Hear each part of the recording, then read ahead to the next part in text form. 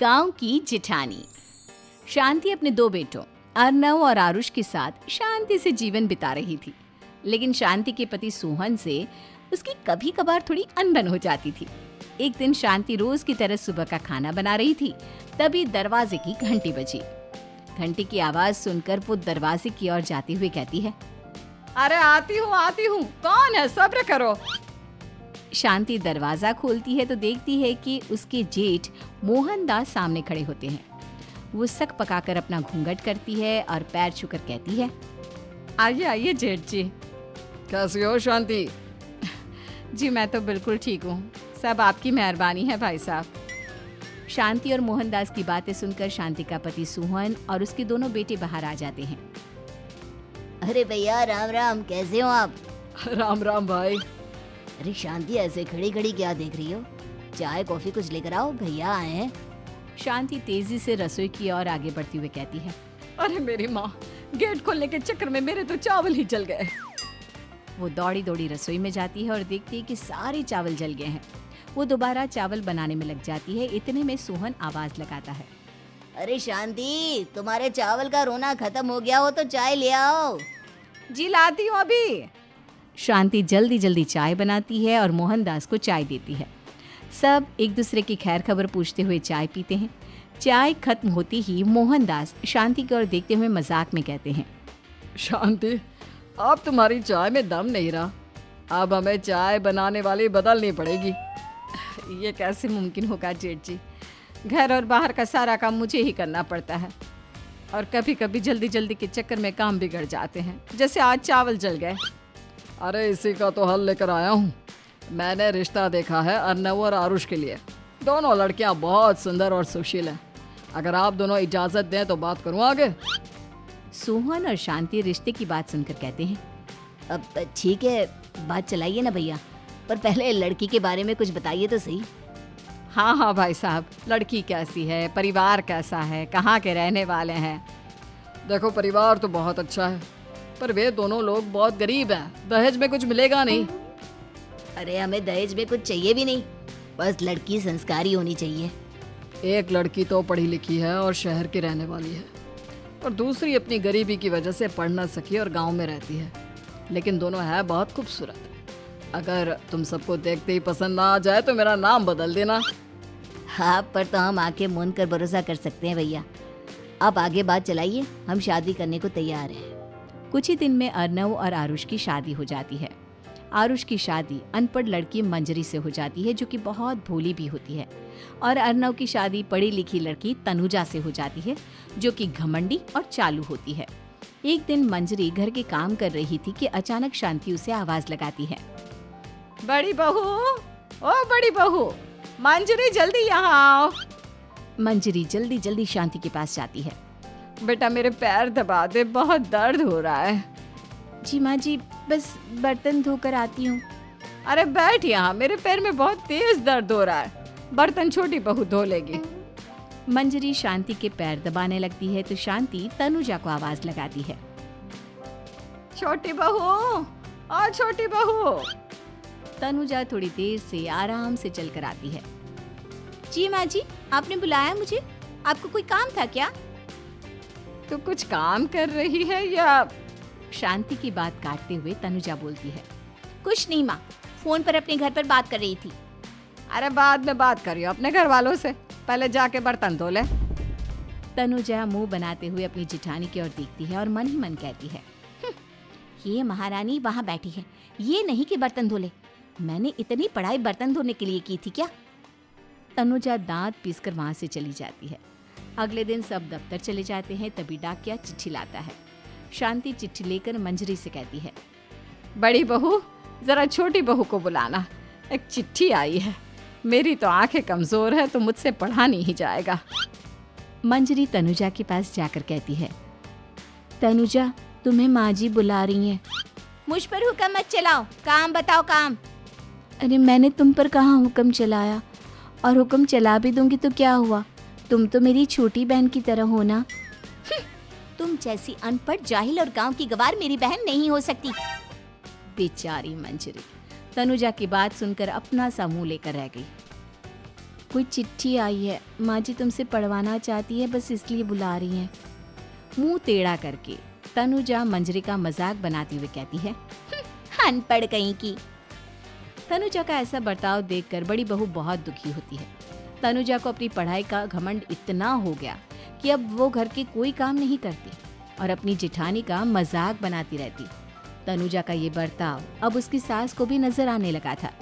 एक दिन शांति ने अपनी बड़ी बहू से कहा, मंजरी, तनुजा हर समय तुम्हारा मजाक उड़ाती है, तुम्हें गुस्सा नहीं आता क्या? आता तो है माँ जी, लेकिन मैं क्या करूँ। जब भी उसे कुछ बोलती हूँ वो और भी जली कटी बातें मुझे सुनाकर चली जाती है। मैं उसे अपनी छोटी बहन की तरह प्यार करती हूँ, लेकिन उसके दिल में मेरे लिए कोई इज्जत नहीं। बहू, तूने वो कहावत सुनी है, जुल्म करने वाले से ज्यादा जुल्म सहने वाला अपराधी होता है। मंजरी अपनी सास का इशारा समझ जाती है। वो अपनी देवरानी को सबक सिखाने की ठान लेती है और एक दिन शांति अपनी दोनों बहुओं के साथ बैठी थी तो शांति अपनी बड़ी बहू से पूछती है, अरे बहू, शाम होने को है, कुछ सोचा है क्या बनेगा खाने में? माँ जी, मेरे तो सर में बहुत दर्द है आज। मेरी प्यारी देवरानी ही कुछ अंग्रेजी खाना बनाकर खिलाएगी। सुना है पढ़े लिखे लोग अंग्रेजी खाना बहुत अच्छा बनाते हैं, क्यों तनुजा? इतना कहकर मंजरी अपनी सास की ओर देखकर मुस्कुरा दी। तनुजा अपनी तारीफ सुनकर बहुत खुश हो गई। इतने में शांति कहती है, ये तो सच बात है छोटी बहू, ये तो मैंने भी सुना है। हम भी पक गए हैं बड़ी बहू के हाथ का खाना खा खा कर। तनुजा, तुम्हारी माँ भी तो तुम्हारे खाने की बहुत तारीफ करती हैं। आज हमें भी खिला दो कुछ अच्छा सा बनाकर।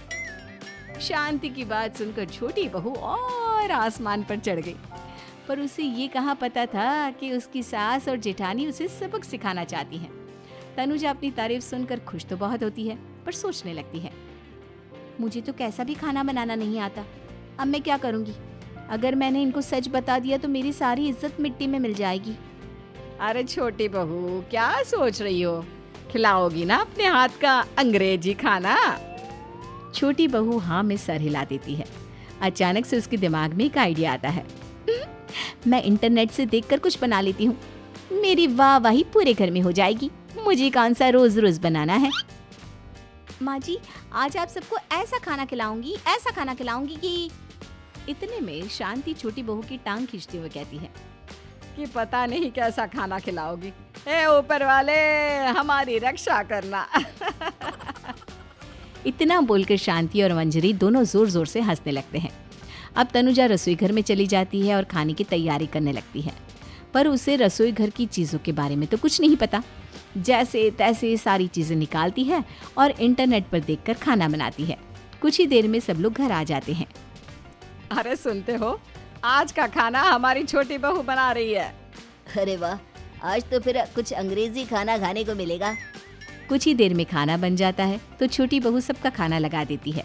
इतने में बड़ी बहू कहती है, क्या बात है देवरानी जी, आज तो बहुत अच्छी खुशबू आ रही है। ये बात तो सही कही बड़ी बहू तूने, खुशबू तो अच्छी है। ऐसी खुशबू तो मेरे खाने में भी नहीं आती। सब मिलकर छोटी बहू की बहुत तारीफ करते हैं और छोटी बहू 7वें आसमान पर बैठ जाती है। अब सभी खाना खाते हैं। जल्दी जल्दी दो, अब तो मुंह में पानी आ रहा है। हाँ, मुझसे भी नहीं रुका जा रहा। जैसे ही सोहन एक निवाला खाता है तो उसकी आंखों से पानी आने लगता है। ये देखकर शांति सोहन से पूछती है, क्या हुआ जी, खाना इतना अच्छा बना है कि आंखों से पानी आ गया? सोहन चुप रहता है और धीरे धीरे से खाना शुरू कर देता है। इतने में सोहन छोटी बहू से कहता है, बेटी तुम भी तो खाओ, तुम क्यों रुकी हो? खाना सच में बहुत अच्छा है। ये कहकर सोहन जोर से हंस देता है। फिर सब खाना खाने लगते हैं, लेकिन खाने में नमक और मिर्च तेज हो गई थी। तनुजा से कोई कुछ नहीं बोलता, बल्कि उसे भी खाने को कहते हैं। जैसे ही छोटी बहू खाना खाती है वो पानी पानी कहकर चिल्लाती है, पानी, इसमें तो पानी। ये खाना तो सच में इतना अच्छा बना है कि हमारे साथ साथ देवरानी जी भी इसके स्वाद को कभी नहीं भूल पाएंगी। सही कहा बहू।